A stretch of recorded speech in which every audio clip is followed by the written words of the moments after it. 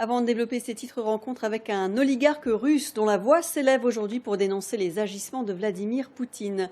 Vitali Arkhangelski est réfugié politique à Nice depuis 13 ans, en délicatesse visiblement avec le régime. L'homme d'affaires a bien connu le président ukrainien qu'il a fréquenté à Nice en 2018 lorsque celui-ci était comédien. Il a reçu aujourd'hui Pascal Varnier et Nassim Tirech. Ne vous fiez pas à son allure décontractée. Avec son t-shirt aux couleurs de la France et de l'Ukraine, Vitali Arkhangelski n'en est pas moins un redoutable homme d'affaires, courtier en jet privé. Ses clients sont comme lui des oligarques russes. À la différence de plusieurs d'entre eux, il n'est pas un ami de Vladimir Poutine.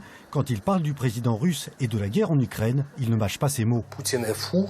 Poutine, comme les Hitler maintenant, c'est absolument nécessaire pour changer lui, parce que c'est une seule possibilité pour changer les situations avec les guerres en Ukraine, cette guerre horrible qui est maintenant. L'Ukraine est chère au cœur de Vitali, c'est le pays de son épouse et aussi de son ami, le président Volodymyr Zelensky. Il l'a rencontré à Nice il y a 4 ans au cours d'une soirée musicale au théâtre de Verdure. C'était 8 mois avant son élection. C'est le président de l'Ukraine à août 2018. Sur scène, le comédien-chanteur Volodymyr Zelensky est accompagné de plusieurs de ses compatriotes, devenus ses ministres depuis. La joyeuse bande est filmée par Vitali. À l'époque, jamais il n'aurait imaginé que son ami deviendrait le chef de guerre qu'il est aujourd'hui.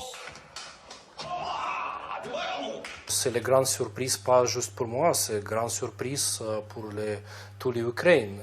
Il est très intéressante personne, il est très humaine personne. Je pense que c'est la première fois en histoire ukrainienne les personnes les niveaux similaires.